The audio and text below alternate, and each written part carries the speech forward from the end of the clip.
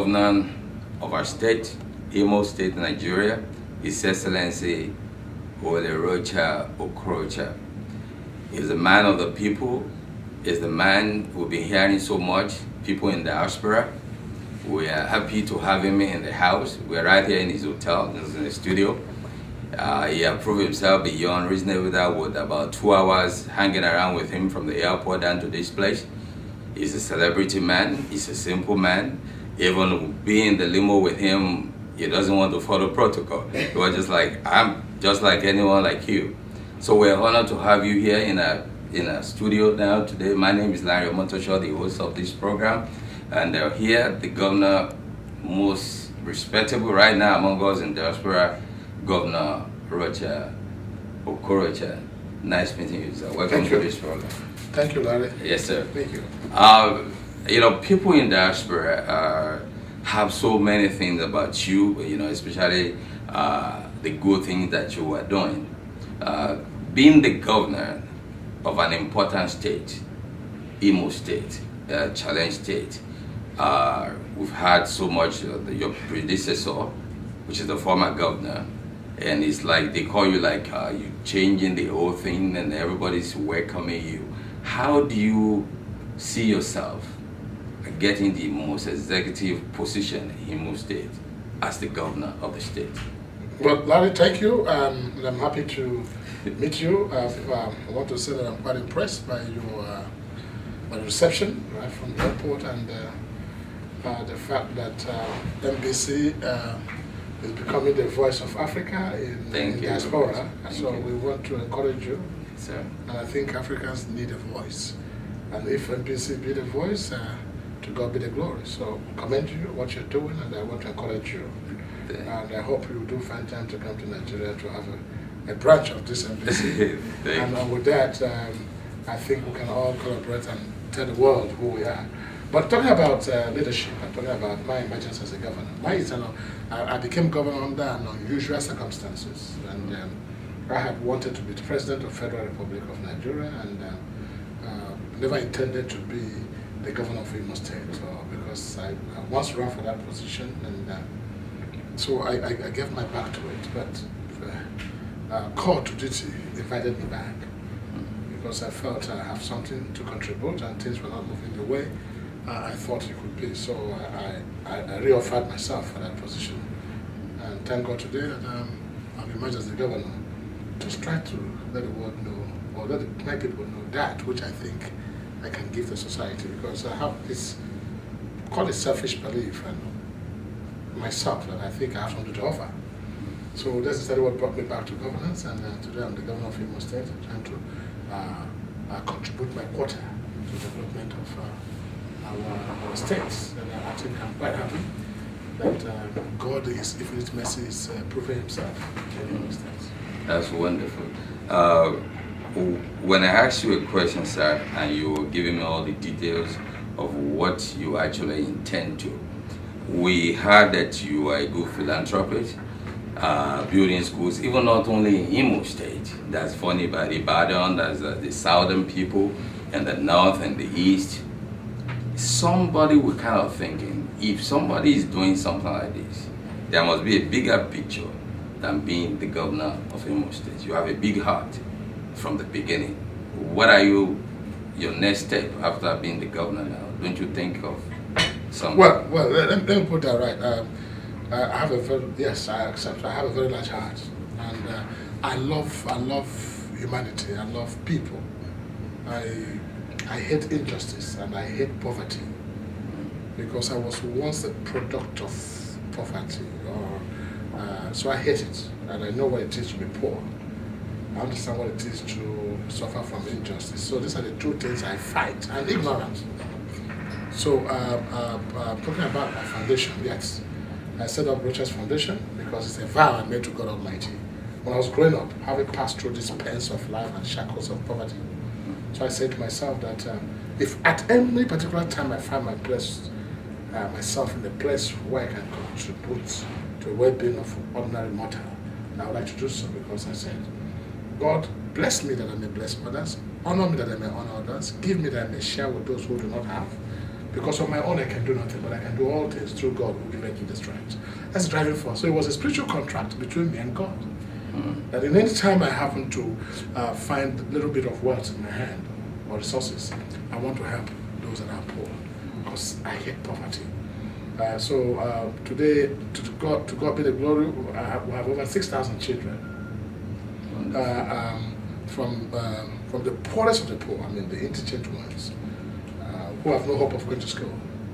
So I decided to establish the Rochas Foundation, almost part of Nigeria, some part of Nigeria, Ibadan, Kano, Jos, Owelle, and Oboko, and many more still counting.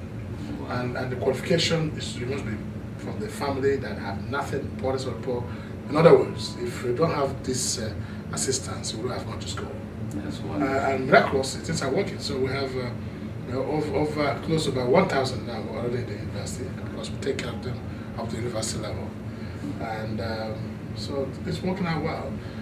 These I don't know them. They're not my biological children, neither are they from my village or from my city or from my state. They are found across the whole African nation. We have children from Togo, from Ghana, from Ivory Coast, from Cameroon in the school. So more or less like you're like a nation. So it's like building a new nation. A new nation. Yeah, and that's kind of wonderful. You know, before I go to the security, well, there's kind of information and do little research about ordinary person, like, who is this governor? Why is he doing all this? We had that in the infrastructure of Imo State, talking of road, security, and again you go when the government give like a contract. You know, we've had a lot of people doing contract in the country. They got the money. Wale Soyinka said something on one of the TV stations in Nigeria one day. He said, when a big project is ever done in Nigeria, that's a mistake. But in your own case, with the security vacuum that is in the country, I mean, kidnapping and all stuff, and you see you have the time to go around like an ordinary citizen, see what they are doing, and you don't afraid of this, because you will find you that you will like ordinary person go to anywhere. What's giving you that backing? Well, I think it's about leadership style, and leadership is question. If you, unfortunately, I would say this, that democracy in Nigeria and most part of Africa has produced for us politicians without giving us leaders. And politicians have no vision. And all that every politician prepares himself, he prepares himself for the next election. While leaders prepare themselves for the next generation. So while the politicians prepare for next election, leaders are preparing for next generation. So politicians are short-sighted. It's that which takes care of the party followers and their immediate constituency. So sometimes they don't see far. That's the problem we have. That's the leadership problem we have. And I think that's what I've come to discover. For me, I'm preparing myself, preparing for the next generation, not for the next election. That's why I don't like asking the question, what next? Where are you going to? I mean, that should be left for you, for the time. For the time. But if you have a vision, and you know what you can do, I mean, what you can afford to the people, and you have the right vision, of course you do it. But if you don't have the vision, you cannot give what you don't have. Unfortunately, people think you can give what you don't have. If it's not in you, it's not in you. And when you know you have a vision for something, it's when you do it with ease. Like people, the question I now have first in Imo State is people ask, where is he getting the money from? How has it been done? And it's no longer the question of what is he doing with our money, but now where is he getting the money? And sometimes people even doubt whether some of these projects could be done. Some think that money has been borrowed from America and from all over the world. It's not true. It's simply vision in action. So it's the leadership style. And that is why if you notice what we're doing in Imo State, it's a bit different from the conventional political practices. One, we think outside the box in carrying out our day-to-day activities. I'm not a sit-down governor. I'm not a protocol governor. Neither am I one that wants to enjoy the affluence that goes with the office or the preference of office. I may have some person, I want to get this done. So right now I'm even missing being in Imo because I would have been on the road now driving myself and say, hey, listen, I want this road fixed right here. Start. And I want to get this thing done. And I'll be there with you. And you see, when you lead by example, people follow you. So I don't want people to tell me stories and keep me in a room and lock me up with the bureaucracy of office of governor and make you see governorship or presidency as heaven. And so you can sit down and people come and give you all kinds of conflicting and confusing statements. I'm a field person. That's why I'm getting the result. And sometimes when I want to get the result and bureaucracy comes in, which is what democracy has given us. Wow. Which is really what they call corruption in Africa is a bureaucratic deficiency or problems of bureaucracy. What I do when I miss such situation is to bend that protocol, making sure that I bypass those protocols and bureaucracies and then get back again when it's about to bend. So I don't break the law and I don't break protocol, but I bend them. And that's the only way you can get this done. So that's what people notice that is the what they call the miracle taking place in Imo State. And for instance, the law says the budgetary system must be yearly. And I said to myself, why must I follow the convention which says budgets must be done every year? And when I have a 4-year contract with the people, so I decided to have a 4-year contract, 4-year budget. That's exactly what I'm talking about. Now you're broken the law. Or you're bent the law, not breaking it. Yeah. Because I'm not staying beyond the 4 years, and I've just put the 4 years program at the same time. That's what I mean by bending the law and getting the result. So with that, things are working out. You know, you can organize yourself. Rather than this year, project will change, program will change. And then we reduce the issue of recurrent in Imo State. Today, capital projects is hard and recurrent. Because I realized that in most government activities, the easiest approval people get is for recurrent salaries, seminars, travel allowance, hosting of VIPs, running of guest houses, fueling of cars, buying of stationaries. These are the things that take 70-something% of the money that comes to the state, and that is the headquarters of corruption. Wow. So I now reverse the 10. I said to me, listen, the recurrent should take 28% and capital should take 72%. And that is working really. It's like miracle. And so all the loopholes where you have the corruption and the tendencies are all closed. Mr. Excellency, Your Excellency, you know, something, we're really glad to have you on NBC this afternoon. Something really triggers or blow up my mind in this situation. You see, people in diaspora, some of us left Nigeria when they say Andrew must leave Nigeria or something like that. That was, you know, when people think the way Nigeria is going now, it's like there's no hope. You know, and recently we find some of those young generation, when I mean young generation, Your Excellency, I've figured out some things. People believe the hope of a nation is supposed to be the 40s, not even the 50s. And this is a turnaround to see you at that space of age, and you are doing what the community, what the state, what the nation want.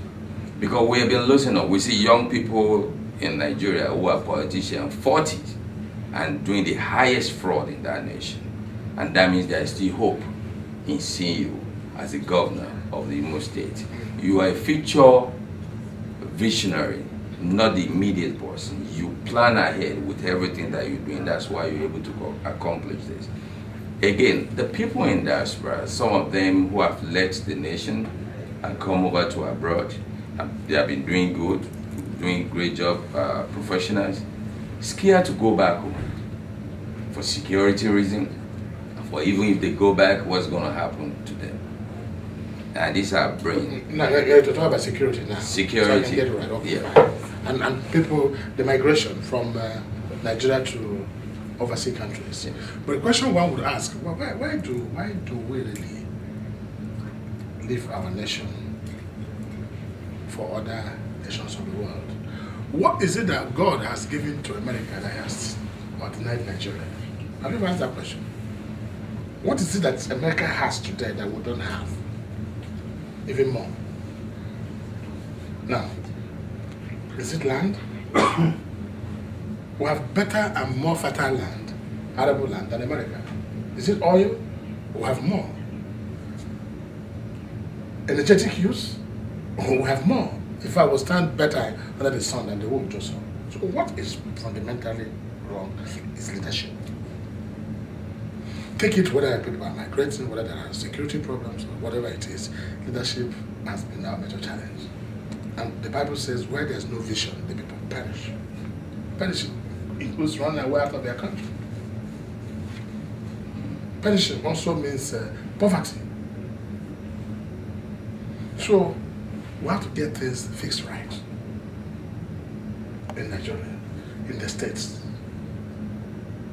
And once that is done, everything will take care of itself. Because when people, you talk about unemployment, you talk about insecurity, you talk about infrastructure development, you talk about water, you talk about electricity, you talk about all these things are not the disease of the country. They are simply the symptoms. And when you keep curing symptoms without addressing the issue of the disease, you can never get it right. In fact, you might die of the disease. Typical of somebody who is suffering from diabetes, and you have a doctor. If you have a quack doctor who doesn't understand, and every day the person says to you, he has swollen on his feet, and he can't see very well, and he has fever, and all that you do is to give him Panadol and treat the wound, he will die.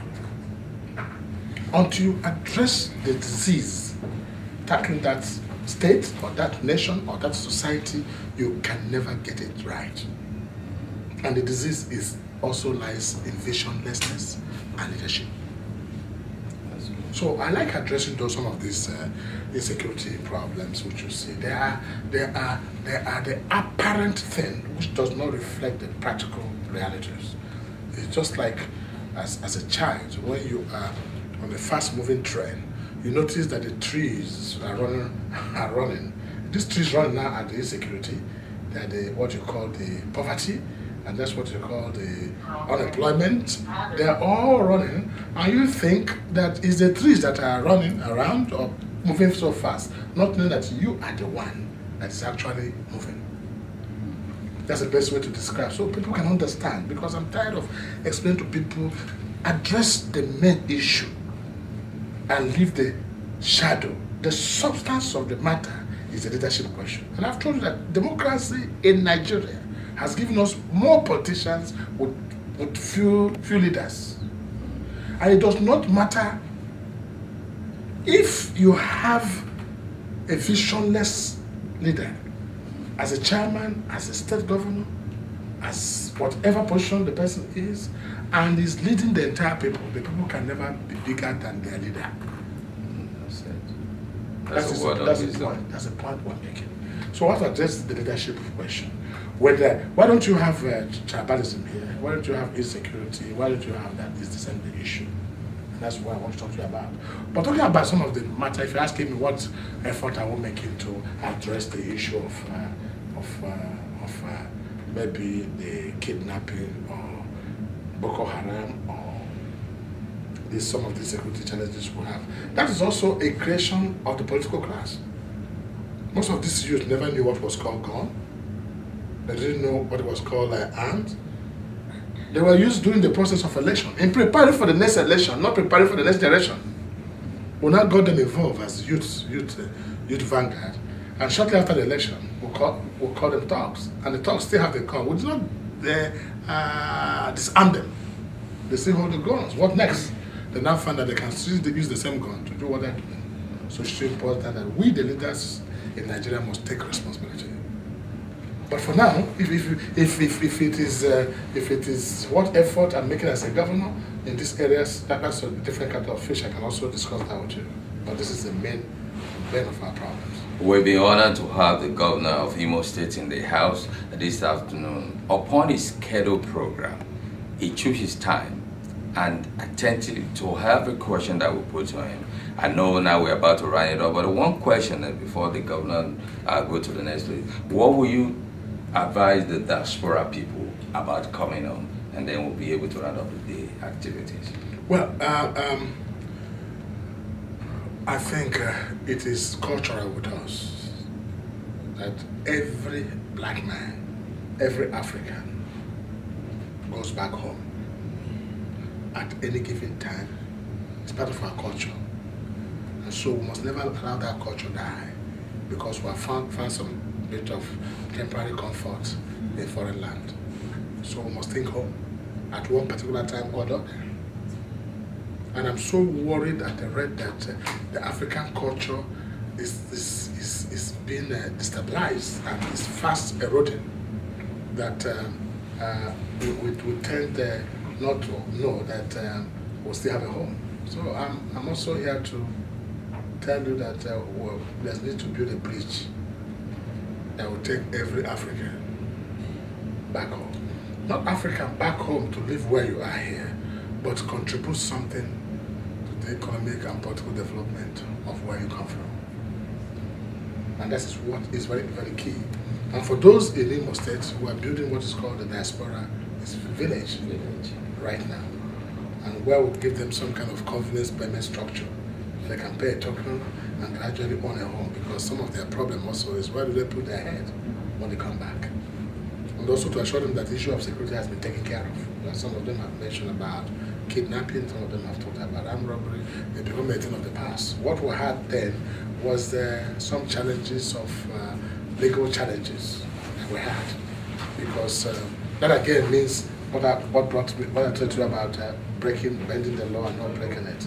Like the few cases of kidnapping that we have, which is not really too serious, is that whenever you get hold of a kidnapper, you have to take him to the police, and the police will take the kidnapper to the court, and when the kidnapper goes to the court, and then the court will be demanding for witness, and nobody's bold enough to go give witness against them, and they will send them back to the cell or something. And others say that there's no serious punishment meted on the kidnappers, so the worst you can get is a jail term. And because of that, some of these issues got into the issue of kidnapping. Like, since I became a governor, we've arrested more than 70 of them. Wonderful. So it's not that they're more intelligent than those in government, or they're more intelligent than the police or army. It's just that the bureaucracy of judiciary and the legal process is such that it favors them. It's just like what happens in America. If there's any state law that says if you commit any crime or killing, you cannot be killed, you'll be jailed. I'm sure everybody wants to rush to that state to commit that kind of enormous crime. Simple. But now we have revised the trial. We've told them now we have to bend the law to make sure the society is sanitized. And I tell you, for the past few months now, it's become a thing of history. Thank you, His Excellency. We're happy to have you here in the studio. This is the President. Amen. He is the Executive Governor of Imo State. His Excellency, we appreciate you.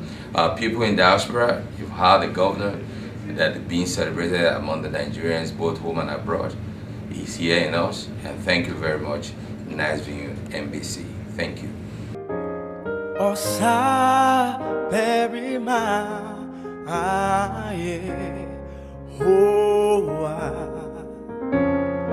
woe to me so, woe to me so. Osa Perima,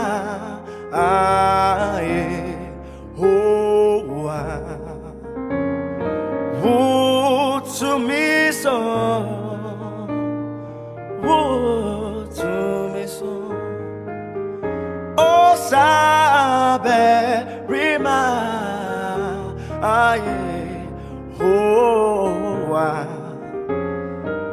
Daddy would to me so, would to me so. Na ye beka would you man in nara. Every say would you man ye kesi oh osa bury my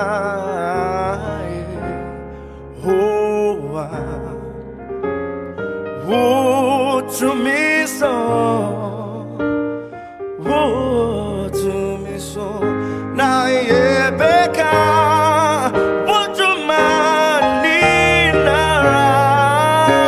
yeah, every sad, would you mind yeah, can see oh, sa, bury my